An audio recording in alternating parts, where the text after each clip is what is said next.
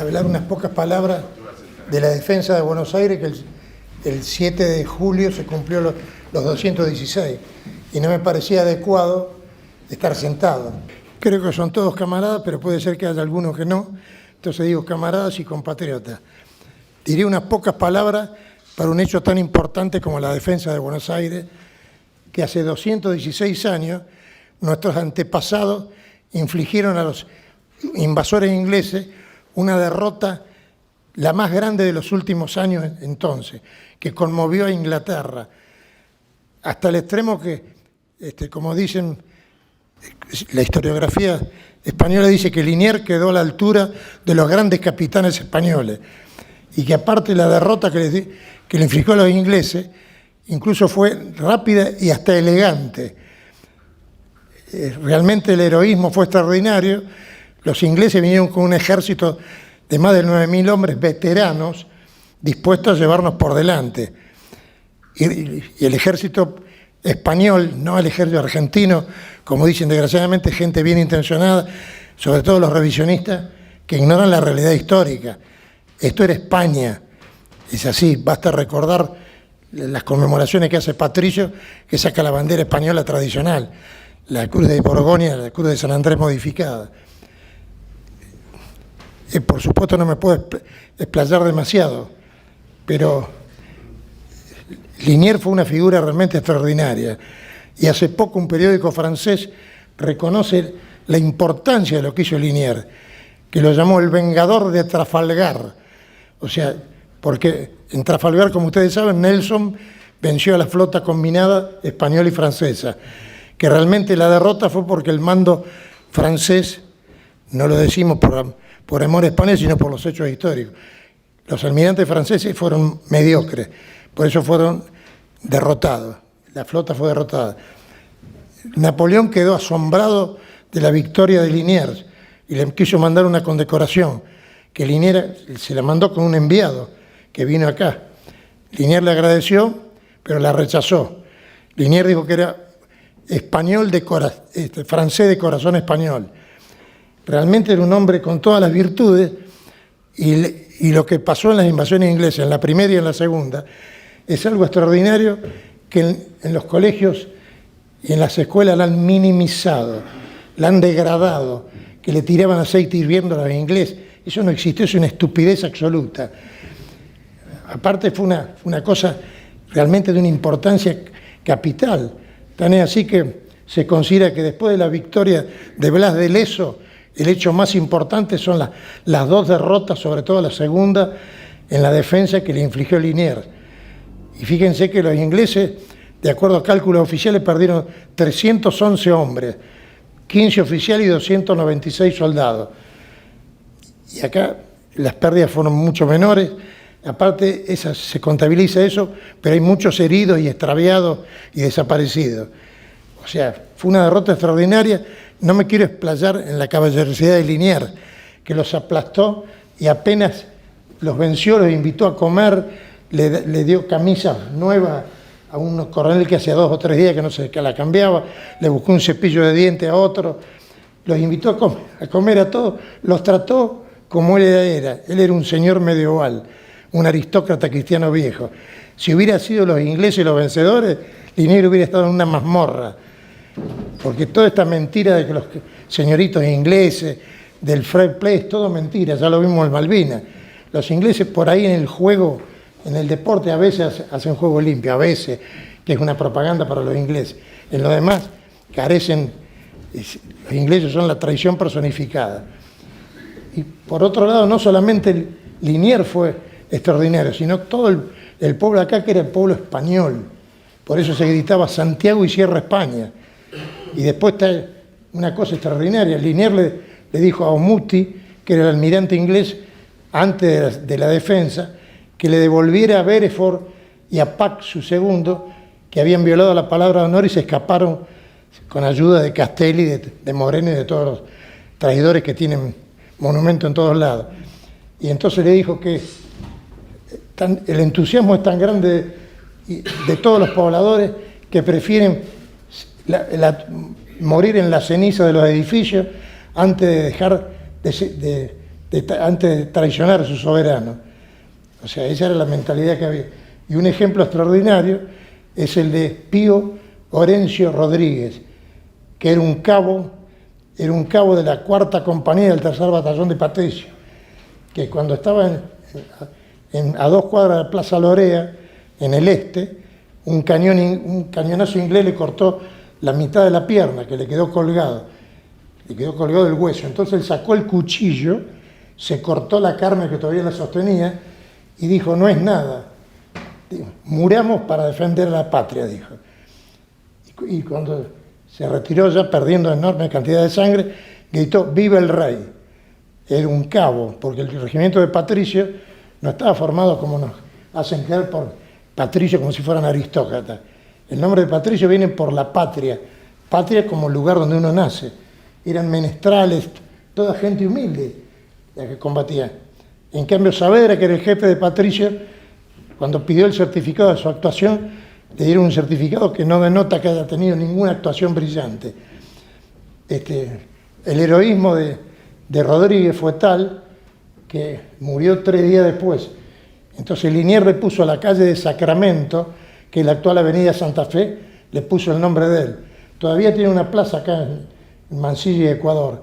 Pero fíjese la heroicidad. Bueno, entonces, no me quiero extender, pero 3 años después dice que ese mismo pueblo tuvo la mayoría de edad y descubrió que España nos tiranizaba, que el rey era un monstruo. O sea, una mentira absoluta. Y Liniers, el grande, que lo llamaban el reconquistador y el defensor, eran los títulos oficiales, que si bien lo han honrado con algunas plazas, con un barrio de Buenos Aires, pero nunca se lo puso en su verdadera dimensión. Y después Liniers, que permaneció fiel, fue fusilado por orden de la Junta, de Moreno y de Saavedra, que en la Gaceta de Buenos Aires escribieron que Liniers no era ningún valiente, que él no hizo nada, que los demás, el pueblo expulsó a los ingleses por sus conocimientos, por su bravura, y que Liniers, como diciendo que usurpó esa gloria. Y entonces que las generaciones van a estigmatizar y odiar a ese hombre malvado, con el resultado que lo hizo fusilar sin juicio previo, porque no quisieron que venga a Buenos Aires, lo detuvieron, como ustedes saben, en Córdoba, cerca de Córdoba. Dice, porque sabían que tenían miedo, y lo dice Moreno: si el reconquistador viene, si el defensor y reconquistador viene, es posible que haya una sublevación. Entonces, ¿cómo lo fusilaron?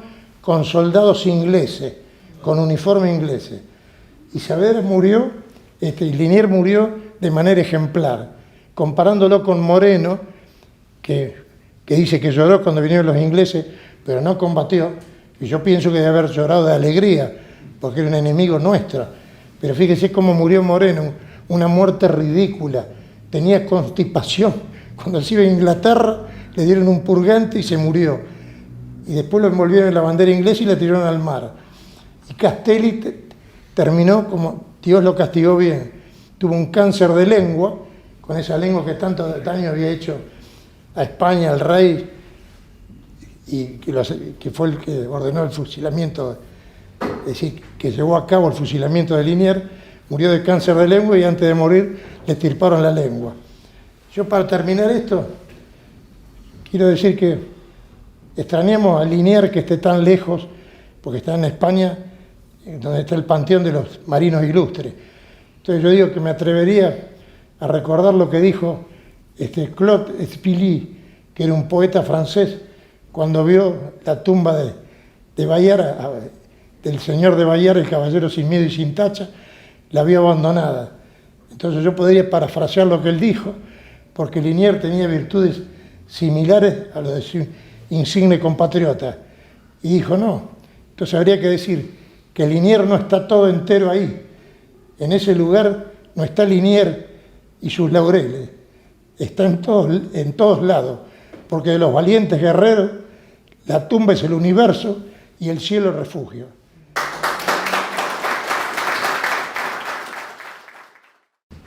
Nosotros somos antidemocráticos, todos los que están acá sabemos que la democracia es una mentira, pero conviene explayarnos un poco Y hay momentos al principio que puede resultar un poco tediosa la explicación, pero no hay más remedio, porque si bien uno podría decir la democracia, ¿cómo va a ser el gobierno del pueblo si el pueblo en todos lados padece, un sector de la población importante padece hambre y otro sector tiene grandes estrecheces? ¿Y por qué además está la Defensoría del Pueblo, que con otro nombre existe en todos los países, si gobierna el pueblo? ¿Y cómo puede ser que los representantes, los empleados del pueblo viven en la abundancia y el soberano viva en esa situación? Pero de cualquier manera, como la propaganda es permanente y dice que la democracia es una cosa extraordinaria, maravillosa, y que antes a todos nosotros nos han enseñado, y al principio uno, que era ignorante del tema, veía, ¿no es cierto?, parece que la historia, que antes había una prehistoria. Los reyes eran sátrapas que gozaban con sus coronas de oro y en banquetes, y el pueblo sufría, vivía en harapos y en viviendas inhabitables. Y entonces de golpe se iluminó el mundo y apareció la democracia. Y la democracia es superior a la religión, superior a Dios. Usted puede decir cualquier herejía, cualquier insulto a la religión, puede ser lo que sea, pero la democracia es una maravilla, es algo extraordinario. Entonces vamos a demostrar lo más sintéticamente posible que la democracia es un régimen criminal, explotador y que se basa en mentiras absurdas. Por otro lado, quiero hacer una pequeña salvedad. Hay ideólogos antidemocráticos que dicen que se equivocan en su planteo para negar la soberanía popular. Dicen, no, la soberanía no reside en el pueblo, sino en Dios. Esa explicación es insatisfactoria desde el punto de vista científico, porque desde el punto de vista cristiano, o por lo menos teísta, todo lo que existe es obra del Creador. Pero si yo quiero explicar cómo es la generación humana, ¿no es cierto?, tengo que explicar los mecanismos y los órganos que la producen. No puedo decir Dios da la vida, eso ya se sabe. Entonces tenemos que hacer un análisis político y social. Quiero decir que igual tengo que ser bastante breve, pero hay cosas al principio un poco que pueden ser aburridas para explicar sobre qué mentira se basa la democracia. Este régimen opresor que existe, porque no hay que olvidarse que es la estructura política del capitalismo, porque la democracia no es un régimen económico, es un régimen político, pero es la máscara del capitalismo. Entonces Rousseau, que es el teórico, el padre de la democracia moderna, que desarrolló su famoso libro El contrato social, había autores contractualistas antes que Rousseau hubo, pero Rousseau fue el primero que le dio el carácter que conocemos como base de la democracia. Entonces Rousseau parte de cosas que realmente son disparatadas, pero como nadie las dice, y como ustedes leerán en los diarios que dice Rousseau, el hombre maravilloso, que aparte que de ser un hombre desalmado personalmente, que reconoce en sus memorias que tuvo no sé cuántos hijos y a todos los tiró a la esclusa, como se decía, o sea, los abandonó en los hospitales. Era un hombre de una inmoralidad absoluta. Rousseau decía, tiene la teoría del buen salvaje, que no es un indio, sino que es el hombre aislado.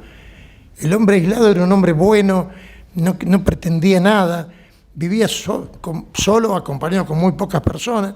O sea, en una palabra, nos quieren mostrar que una persona semidesnuda, con una lanza, que no conocía la civilización, ¿no es cierto?, es una maravilla. Pero después se contradice porque dice que al aumentar la cantidad de gente, de población, se produjeron injusticias, hurtos, en fin, una serie de cosas. Entonces eso había que solucionarlo. ¿Cómo se soluciona? Dice que cada uno es soberano, cada persona es soberana. Entonces, ¿cómo hay que hacer para tener una sociedad? Porque hasta ahora no era una sociedad, eran individuos aislados. Dice que la suma de las soberanías individuales es la soberanía popular.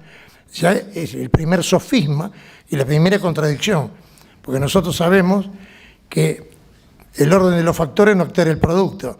La suma de las soberanías individuales sigue siendo soberanías individuales. Pero él entonces crea la idea de la soberanía popular.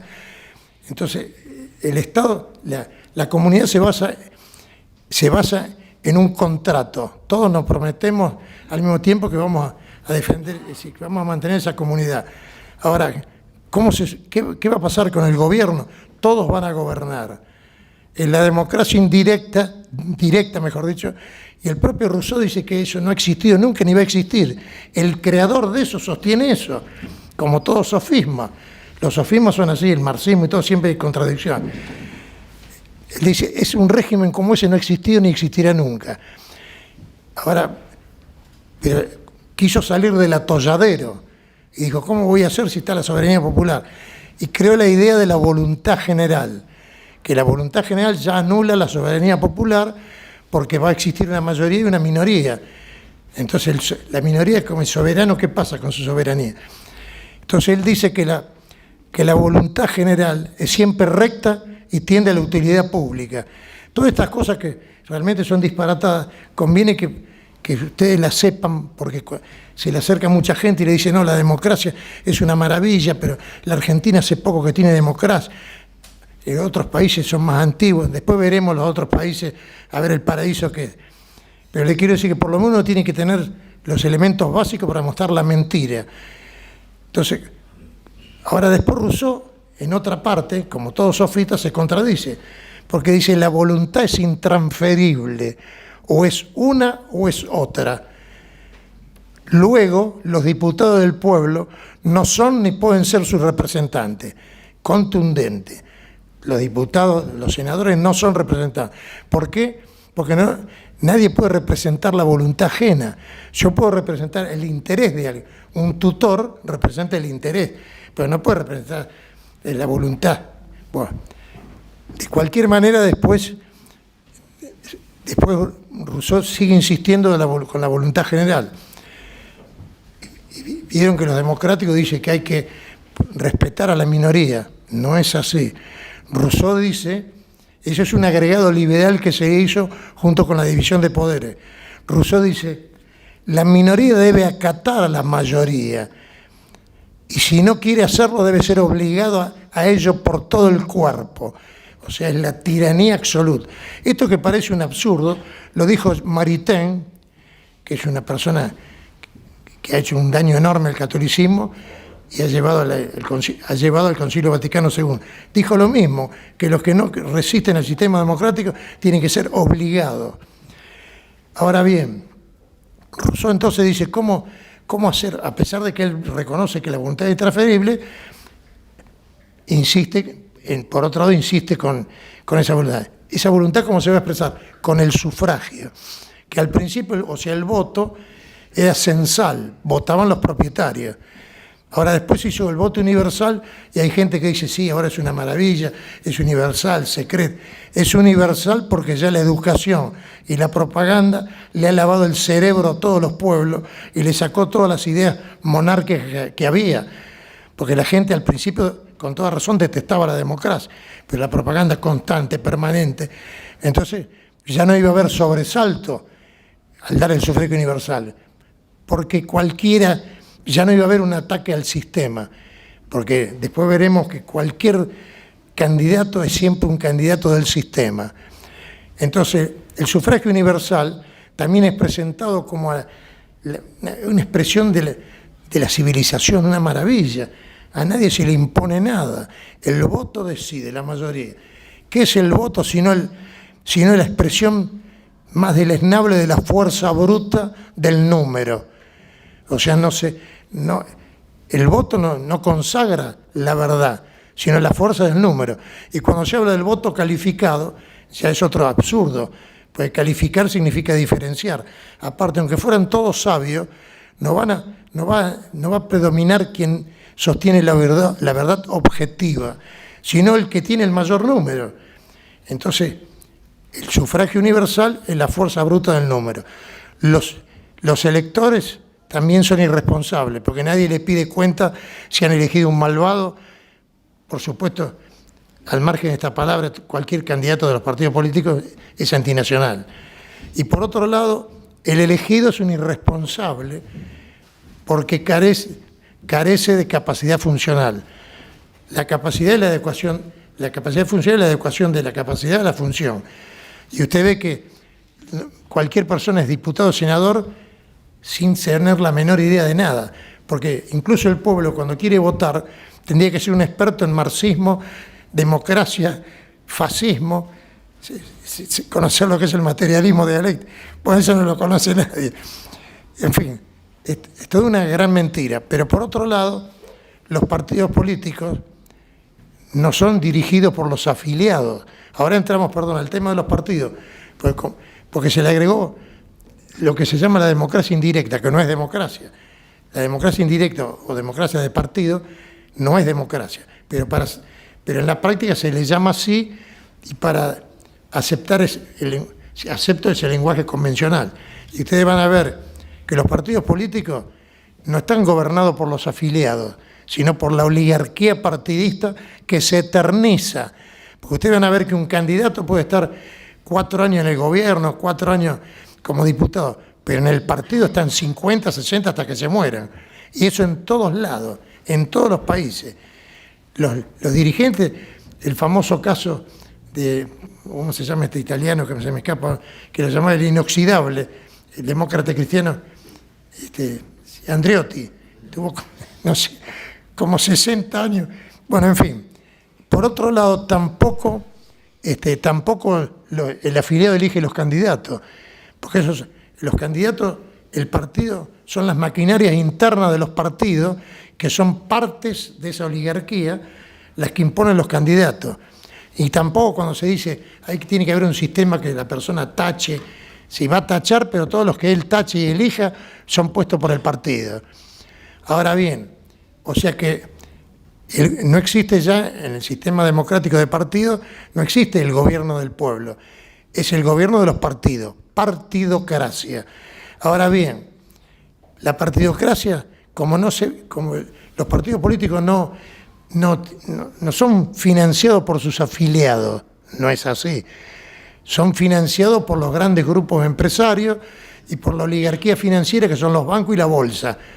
La bolsa acá normalmente no se la ataca mucho, pero es el corazón del capitalismo financiero. Entonces, bien decía Charles Maurras, que fue el destructor intelectual de la democracia, el padre del nacionalismo monárquico español, quien presentó un axioma irrefutable. Dijo, si la democracia es el gobierno de la opinión pública, que la forman los medios de difusión, que están en manos de los que tienen el dinero, la democracia igual plutocracia, gobierno de los ricos. Pero no de un rico que tiene una cadena de heladería, no, sino de los grandes ricos que manejan todo. Entonces, como yo muchas veces comenté, que hay un dicho escocés que dice, el que paga al gaitero manda lo que va a tocar. Entonces, los ricos dirigen a los partidos y los partidos les sirven al pie de la letra. Por otro lado, hay que fijarse qué clase de gente puede estar subvencionada por otros. Son los peores elementos de la comunidad. La democracia tiene la jerarquía no es la aristocracia, es la jerarquía de los peores, de los lacayos, de los tipos serviles, que no tienen moral, odian a la nación, en fin. Y por otro lado, tenemos, lo importante es que después esa financiación, la partidocracia, como digo, es importante resaltarlo, es una plutocracia. O sea, la democracia es plutocracia. Y el pueblo sufre esas consecuencias. Por algo se ha dicho con razón, había dicho José Manuel Estrada, el liberalismo, le decía en un discurso a los obreros, el liberalismo finge reyes para haceros esclavos, dijo. Y yo de ahí, parafraseando, podría decir que la definición más exacta de la democracia y la más sencilla es, la democracia finge al pueblo rey para hacerlo esclavo. Por otro lado, veamos lo que es el Parlamento. El Parlamento es inorgánico porque representa asociaciones inorgánicas. Es la negación. O sea, en el Parlamento no se discute nada. Vio que dicen que hay un dicho decimonónico que dice que de la discusión nace la luz. Primero, que de la discusión entre un marxista, un fascista, un católico no van a hacer nunca la luz, porque son posiciones encontradas. Aparte, en el Parlamento no se discute nada.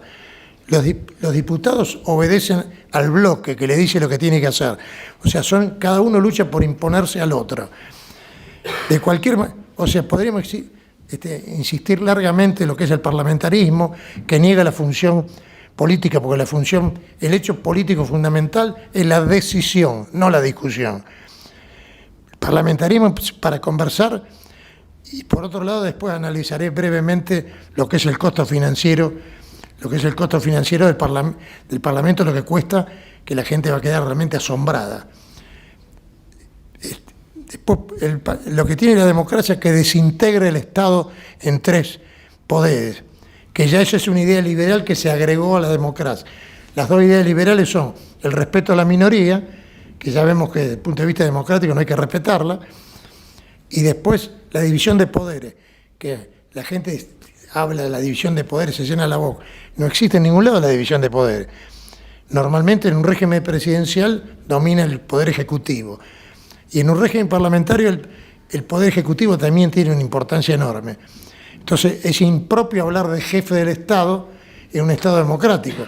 Hay que hablar jefe del poder ejecutivo.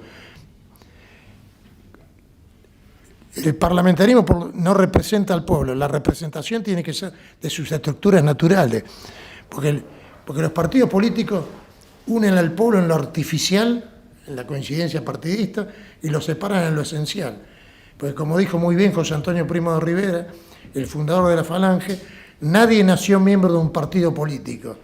En cambio, todos nacemos en el seno de una familia, trabajamos en un lugar, pertenecemos a un gremio, a un municipio, a una provincia. Esas son las estructuras naturales, que el sistema no las representa. Porque fíjense, incluso los gremios con sus defectos, por lo menos representan a sus asalariados. El sistema no los incorpora, los reconoce un poco de hecho para cuestiones de salario, pero no los incorpora no hay ningún lugar donde estén representados.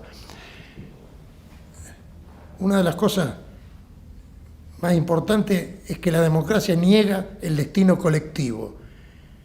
O sea, la existencia de los partidos políticos es la demostración de la parálisis histórica de un pueblo, porque el destino colectivo es negado por los partidos y de esa manera el destino de una nación se pierde en explicaciones particulares.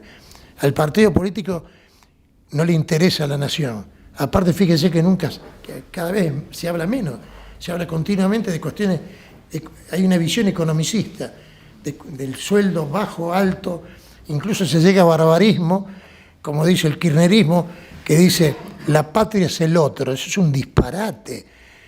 Ni siquiera la patria es el pueblo es la comunidad social, la patria es la comunidad histórica, no tiene nada que ver. O sea, ¿cómo va a ser el otro la patria?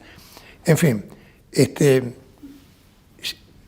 desgraciadamente, la democracia que dijo que venía a traer al mundo una era de felicidad, ha traído las mayores guerras continuas, la desigualdad más irritante entre los que todos tienen y los que no tienen nada. No hay ni fraternidad, no existe, todo eso es mentira.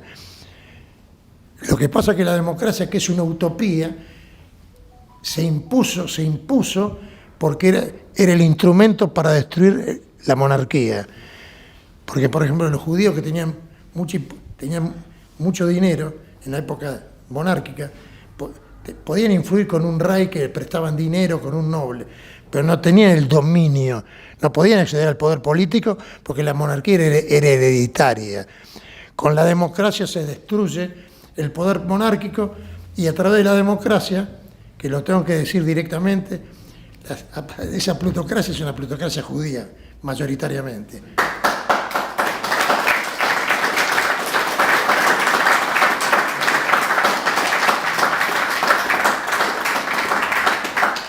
Ya un pensador carlista, Vázquez de Mella, había dicho hace muchos años que en gallego, él observó que en gallego, democracia quiere decir gobierno del demonio.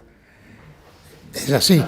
Y en la práctica, viendo todo lo que está pasando, con todas estas aberraciones monstruosas, ¿no es cierto?, de lesbianas, homosexuales, todas esas perversiones, que habría que, con una medida de higiene social, habría que realmente eliminarlo, porque tiene consecuencias no solamente individuales, sino sociales gravísimas. Pero ahora hay una subversión de todos los valores. Y todo esto se debe no a una desviación de la democracia, hay que insistir en eso. Los cambios de la costumbre van a la saga de los cambios políticos. Al otro día de la Revolución Francesa, el pueblo seguía siendo monárquico y las costumbres fueron variando muy lentamente. Hace 60 años el honor social era todavía existía. Acá hubo un negociado en los años 40 en el Palomar y varios dirigentes políticos se suicidaron. Ahora no se suicidan, pero para nada. Ahora, en fin, entonces, toda esta degradación, la destrucción de la familia, el aborto, todo lo que estamos viviendo, que es algo que ya no se puede creer. Y después, este materialismo extremo, ¿no es cierto? Yo había dicho una vez, no me quiero citar a mí mismo, pero había dicho que la peste negra del siglo XX era el confort. En realidad es una palabra inglesa y no la cambio. Como dijo Mussolini, el fascismo desprecia la vida cómoda. Y la vida cómoda es lo que nos ha llevado a esta situación. Porque la gente, ustedes habrán visto que pueden coincidir, ¿no es cierto?, con nuestra idea, pero no quieren vivir tranquilos. Es decir, no les interesa. No tienen incluso ni un sentido trascendente. Porque el hombre, aparte del que cree en Dios, que va a ir al cielo con Dios, el hombre vive a través de sus hechos. Y la vida es breve y hay que darle un sentido trascendente. El burgués dice, no, yo quiero gozar. Y entonces el enemigo avanza y nos maneja a través de internet, de la televisión, y la gente acepta todo. Y hemos llegado a la situación actual en el mundo.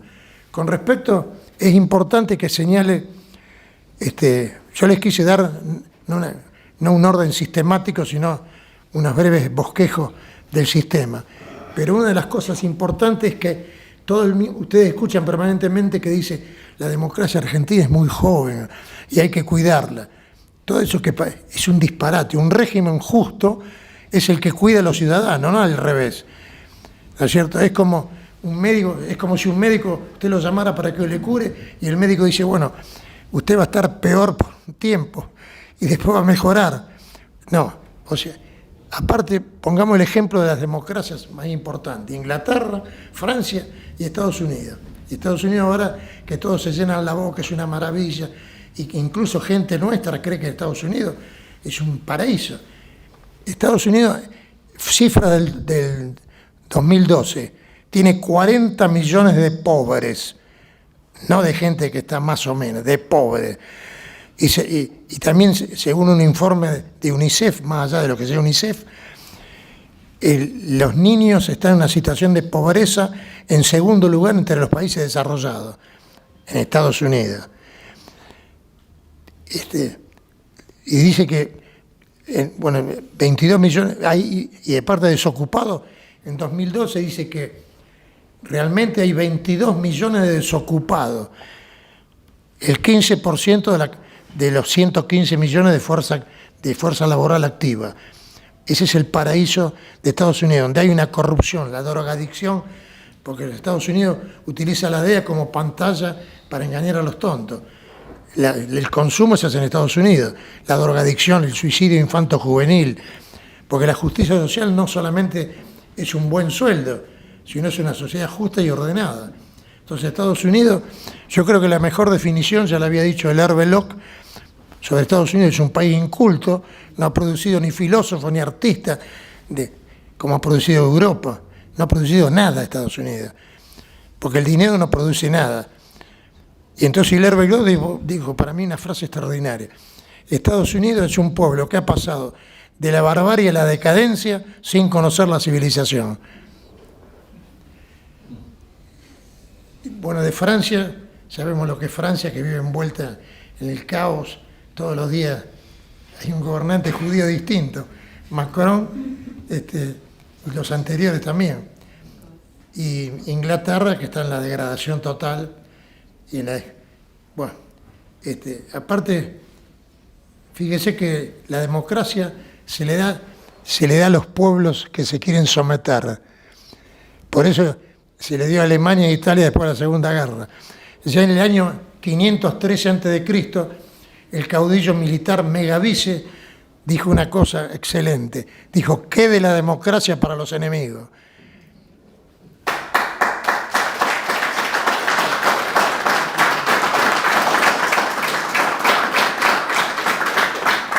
Y si bien en Estados Unidos, que son los países dominantes, con Inglaterra, tiene la democracia, pero la democracia no es que sus pueblos van a estar en muy buena situación. Ustedes ven que no, sus pueblos están explotados.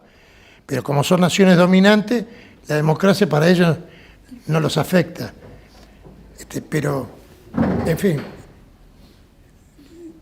la cuestión es que somos una minoría, ¿no es cierto?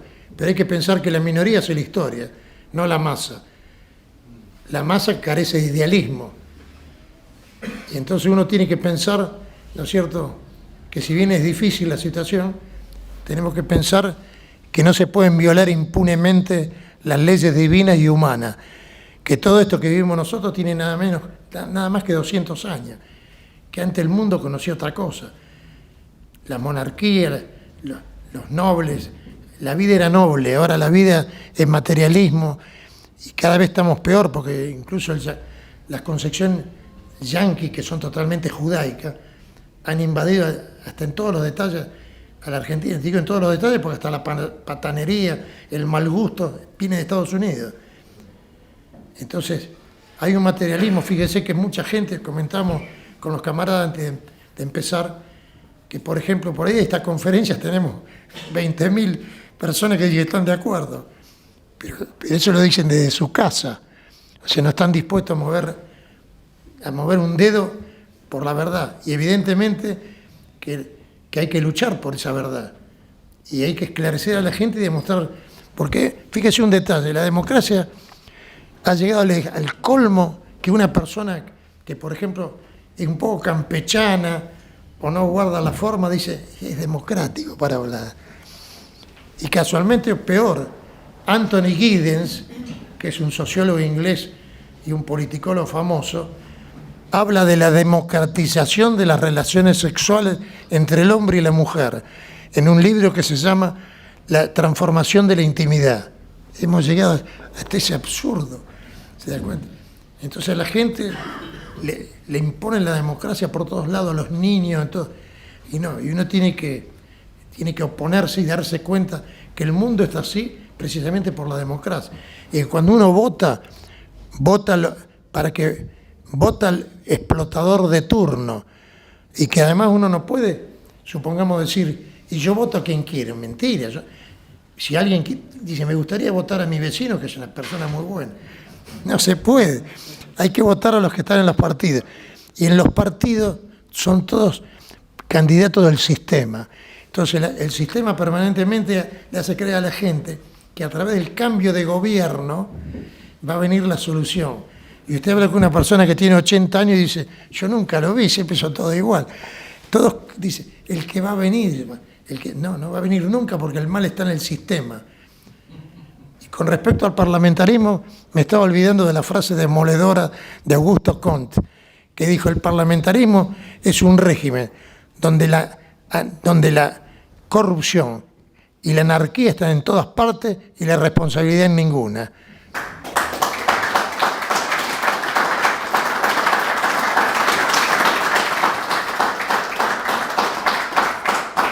Aparte, fíjese una cosa importante. Según la democracia, el diputado electo no solamente representa a su fuerza política, sino a toda la nación. Hemos llegado al disparate que un diputado comunista nos representa a nosotros. Representa a la nación. Y por otro lado, la irresponsabilidad es total, porque cuando un diputado presenta un proyecto de ley que es nefasto, que siempre es nefasto en mayor o menor grado, y cuando trae resultados nocivos, nadie le va a decir nada. El diputado no tiene nada que ver. Ya es ley, lo votó el pueblo. Es la ley del pueblo. O sea, es una cosa... no hay solución dentro del sistema. Ahora, me quería referir brevemente a lo que sale el costo de financiación de la democracia, que es algo que no se puede creer. Y si se eliminaran los partidos políticos del sistema democrático, que son fundamentalmente el Parlamento, los parlamentos provinciales, los concejales, ahora hasta los comuneros, acá que hay 105, que tienen un sueldo, más toda la estructura administrativa. O sea, el costo es monstruoso. Y ya que hablan tanto del déficit fiscal, que realmente nosotros tenemos un concepto diferente a las mentiras que dicen los liberales ortodoxos en economía, que dicen que el Estado es como una casa que se gasta lo que tiene. Mentira. El Estado tiene como fin promover el bienestar, es decir, el bien común, y por ahí tiene que emitir para producir, y tiene que tomar medidas en beneficio del pueblo. Entonces no puede tener que tenga superávit. Cavallo tenía superávit en el 2001. Pero lo grave de todo esto es que si se suprimieran los partidos políticos, la Argentina no solamente no debería tener ningún superávit, sino que habría una fortuna colosal para hacer inmediatamente fábricas, hospitales, escuelas, porque no se puede creer lo que gastan. Ayer salió un informe en Infobae, de que en el diario Río Negro, pero Infobae lo reprodujo, que como están enganchados con los aumentos salariales, Cristina Kirchner y Cecilia Moró firmaron un aumento del 120% para los diputados y senadores, porque así lo hicieron también para los empleados. Entonces, en agosto, ahora en julio ya ganan casi 900.000 pesos los diputados, limpio. En julio van a ganar 1 millón y pico, y en noviembre van a ganar 1.400.000, 1.390.000. ¿No es cierto? Y los senadores van a ganar 1.700.000 y moneda en noviembre. Ahora, todo eso aparte hay que pensar, toda esa estructura monstruosa que tienen, autos, compran computadoras, pines, cosas personales, todo. Y los miles de empleados que tiene. Cada senador tiene 70 empleados. 35 son de planta permanente. 35 los nombra él, que tiene asesor y todo. Entonces uno tiene que pensar esto, que son los pequeños roedores del presupuesto. Pero como son miles y miles, es un peso monstruoso en el presupuesto nacional. Y por otro lado, en el Parlamento vemos a los eternos vagabundos de la democracia, porque hay un sector muy importante de los parlamentarios no hace absolutamente nada ni presenta ningún proyecto. Se limitan a ir a las sesiones y a votar, por supuesto es lo que le dice. Y viven como sátrapas en medio de la miseria del pueblo y de las estrecheces. Y ustedes observen que es importante que se haga hincapié en esto. Todo esto, macristas, por utilizar un nombre, ya sabemos lo que son son liberales como Cristina Kirchner es liberal, porque el liberalismo es el capitalismo. Lo que pasa es que ellos son liberales en lo económico ortodoxo. Ellos atacan al Estado permanentemente, pero viven del Estado. Y ninguno de ellos va a decir, bueno, no vamos a ganar nada, vamos a ganar muy poco, no.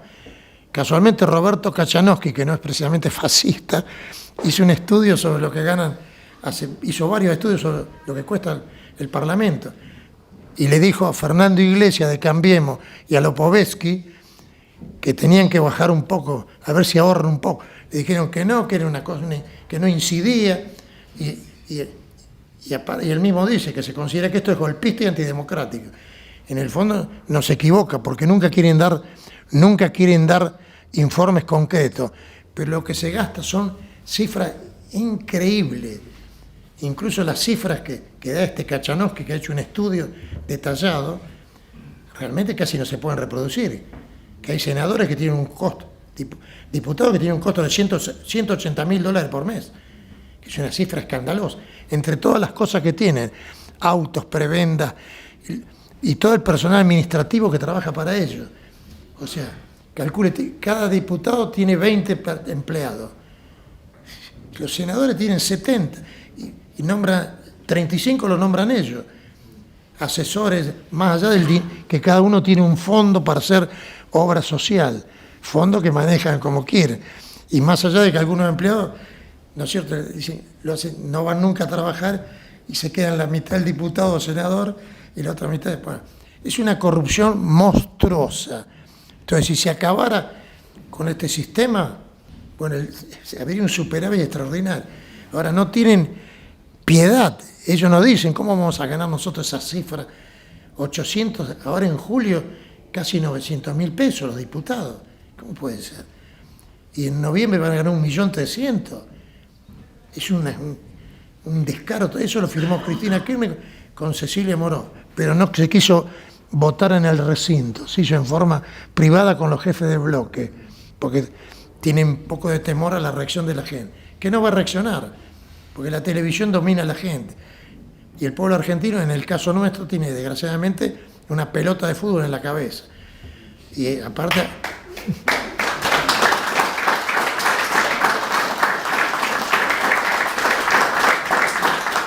Porque aparte, comparemos con los héroes de la defensa de Buenos Aires y de la Reconquista. ¿Cómo puede ser que la gente no reacciona? Incluso, esto es un hecho, algo que sucede en la Argentina, porque en otros países la gente reacciona un poco. Acá no reacciona nadie. Es increíble. Y se llega al descaro que el ministro de Economía actual, que es quizá el peor ministro de Economía de la historia, junto con el jefe de gabinete, se presentan como salvadores del país. En la práctica va a ser una continuación de este gobierno. Y después, bueno, ya sabemos lo que significa Juntos por el Cambio y los demás, y los marxistas y todo. Pero desgraciadamente es un sistema de un parasitismo total y de un desprecio absoluto por el pueblo. Y uno los escucha y atacan a las dictaduras y la soberanía del pueblo, porque los soberanos son ellos formalmente, ¿no es cierto? Entonces, nosotros lo que tenemos que hacer, repito, es todo esto que estamos hablando, repetirlo y mostrarle a algún liberal amigo que defiende estúpidamente el instrumento de su explotación, porque la gente ahora va a elegir a sus explotadores de turno, no a sus salvadores, y ver la mentira de los dirigentes, porque fíjese que en las peores situaciones nunca dijeron vamos a cada uno a rebajar los sueldos. ¿Cómo van a rebajar? Es un atentado fascista contra la democracia. Entonces, vuelvo a insistir en lo que dijo Megavices, que es perfecto, ¿no es cierto? Y por otro lado, en esta definición que yo señalaba, ¿no es cierto?, que la democracia finge al pueblo rey para hacerlo esclavo. De eso no hay ninguna duda. Y que dentro de este sistema no hay salida, no se puede. Ahora, no se puede derrocarlo con la violencia como ellos derrocaron a la monarquía. En la Revolución Francesa, sangre y fuego. Hasta sangre de tal manera que el río Sena estaba de color rojo por los asesinatos que cometían, que no era el pueblo que asaltó la Bastilla, que en la Bastilla había 7 presos y el pueblo era monárquico. Pero tenemos que luchar para derribar este sistema a través del esclarecimiento, porque esto no... Yo siempre sostengo que el esclarecimiento es la primera etapa de la liberación. O sea que, porque si uno no sabe por qué lucha, es una lucha que no tiene sentido. Y tenemos que insistir con esto y no bajar los brazos, porque el problema del materialismo es ese. No, el enemigo es tan poderoso que mucha gente que está en la línea nuestra, en la misma posición, ¿cuántas veces habrá dicho? Sí, pero no te preocupes, el enemigo es demasiado grande. O si no, ya estamos cerca del reino final, va a venir Cristo y va a resolver las cosas. Y con ese sentido, la gente no hace nada. Uno tiene que luchar y oponerse frente a los verdugos del mundo, porque estos son los verdugos de la humanidad. ¿No es cierto? Vemos todos los días lo que está sucediendo y no hay reacción. El hecho de que estemos una minoría acá es importante. Hay que recordar lo que yo he dicho varias veces, que el triunfo será de una minoría que encarne en sí misma una mayoría de voluntad y de entereza.